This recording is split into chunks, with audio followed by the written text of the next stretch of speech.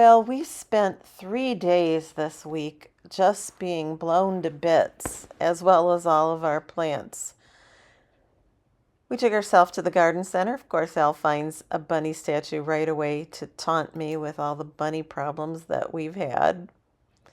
Love this place. It has the best selection of annuals, perennials, and edibles. I've already been here once this year and came away with a trunk full of things, but I'm sure I'll find some other goodies along the way. And the first thing that falls into the cart is a salvia. I haven't done a perennial salvia in several years, so this will be welcome in the garden. This is a true blue bottle gentian, and it will bloom from midsummer through fall. Quite excited about it.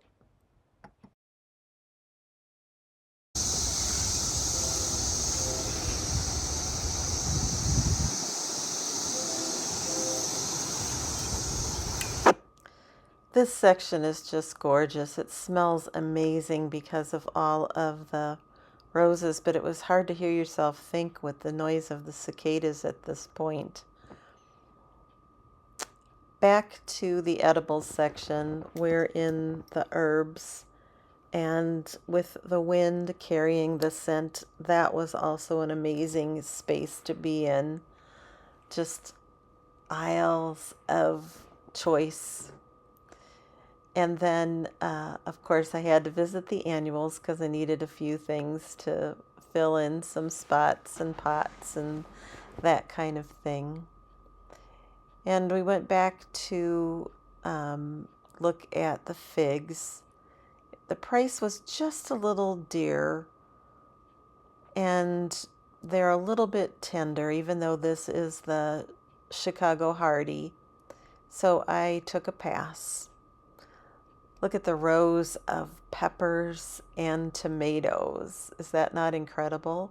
And this is one place where you can get the common stuff, but also get a few more unusual choices than you can at many other garden centers. Here's just one of many undercover greenhouses on the property. Kind of blows your mind.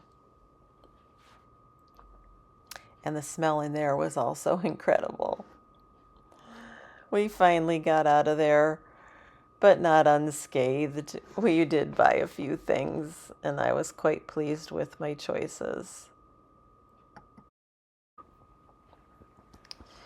Well, we got them home, and we made some good decisions. This is a salvia, and that blue gentian, a white blooming catmint, and then some purple alyssum, some zinnia, some snapdragons, love that color, and marigolds, just to fill in. And then one more plant that a lady convinced us to get. This one is a plectranthus, and it's called cerveza and lime, and it smells so cool. So we're going to pot it up and put it on our little table where we sit outside for the smell. Well, back in the garden, had a peek, and we have several black swallowtail caterpillars. They're favoring the carrots right now. So I was weeding in this new bed, and I found an exoskeleton of a cicada. So they are in the next phase of their life at this point. They've come out of there. Kind of cool. These shells are supposed to be very nourishing for plants, so I'll just put it back. So today we are replacing the silver chicken wire that we put up with some green that I was able to get online, and I'm quite pleased with the green. First of all, it doesn't show as much as the silver does, and it's really heavy duty. It's a coated chicken wire.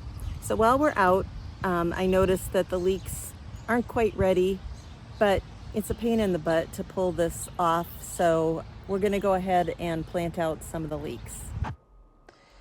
Well, I have learned that if you want a really good long blanched leek, that you need to take some care in how you plant them.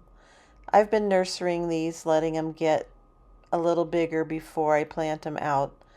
Ideally, I'd rather have them be a little bit bigger than this, but now that we've got this bunny fence around, it'll just be easier to get some of these accomplished now rather than waiting. I just take them out, get the dirt off, throw them in some water, and really, be able to tease them apart pretty easily. And I take that dibber and I get really far down in there so that I have a deep hole to put these leeks in. Again, to get that nice, long, blanched white end of the leek that makes them so tasty. I'll drop a bit of all-purpose organic fertilizer and some organic nitrogen in the hole, and then put the leeks down in there, good and deep, again to get that white end blanched. And then we'll just kind of, let the water sort of fill these holes back in so that they can expand. It works out great. So in my little brassica net cage, problems in paradise, this one was eaten by, I thought, slugs. The other two have gone down with something, and now I'm worried about the last man standing here. So I'm going to go in and see if I can figure out what's happening. So I pulled out the dead and dying cabbages, and I can't figure out what's gone on. It's just like it spontaneously wilted away. And when I look at this one, the only thing that's going on is a whole heck of a lot of ants in this area. This has, like your typical, could be any chewing animal, you name it. So I am going to take the bottom leaves off of this one that are touching the ground. Oh, this one has, that almost looks like a leaf cutter ant or something. Oh, and there's a ton of ants right there at the stem. And I got my diatomaceous earth out.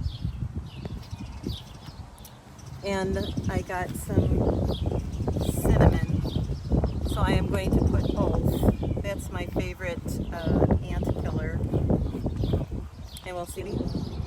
So I put way more diatomaceous earth and cinnamon than I normally would, but I really want one cabbage at least at this rate. So I loaded it up. Well, strawberry season is upon us, and every couple of days we're getting something. So as I'm cleaning and sorting these strawberries, I wanted to show you these because this variety always comes out with such interesting shapes. Well, the North Star small cherry tree looks like it's ready. If not, we'll wait another day. But it was ready, and we got about a quart of cherries off of this one. These are on the tart side,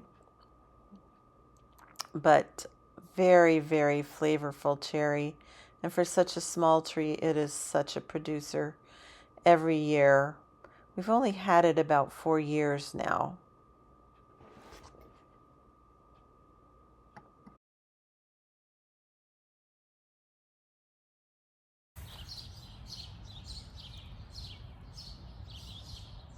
We've had a lovely haul today. Lots of berries, cherries are starting, and I'm gonna make some mint tea. That's lunch perfection, right from the garden. Marvel of Four Seasons lettuce, Tom Thumb peas, mixed variety of strawberries, a bunching onion, and poppy seed dressing on top. I needed to get those new plants in pronto, so here in goes the salvia, and it'll be a great addition. I love knowing that have a variety of perennials back here with alternating bloom cycles, so that'll be great. And this is the white blooming catmint, which will be another nice, interesting addition. And finally, that true blue bottle gentian, which I am the most excited about of this new grouping of plants. It has a very long bloom time. Its color is very blue, and the hummingbirds and butterflies love it. So here's this little area all planted out with those new plants. We put in that white blooming catmint and the salvia and that true blue gentian, and in a few weeks this should look pretty awesome. Well, I believe that I have been nurturing a weed, thinking it was a volunteer snapdragon, transplanted it into this tower and everything, but now this is not the stem of a snapdragon, so nurtured weed comes out and something new goes in. Well, we finished the week with a trip to the farmer's market, but we were pretty late to the party. It was just about closing time, and a lot of things were finished for the day and almost sold out or sold out. And it's not quite all the way fired up yet because a lot of things aren't in for harvest. So there were a lot of, vegetable plants and things for sale and that type of thing, as opposed to hardcore vegetables for sale. But that'll change in the next couple of weeks as the harvests start rolling in with sincerity. This is one of our absolute favorite vendors, and look at the crates are just about empty. But there was some kohlrabi, so we nabbed it. Al had a look at the cheese shop and then found that his favorite pie vendor was there, and she only had 2 varieties left, thank gosh. One of them was his favorite, pecan. I hope that you enjoyed this week's content, and I hope that you'll be back next week. Remember, sometimes the only thing we harvest is knowledge, and that's okay. Bye for now, and we'll see you on the next one.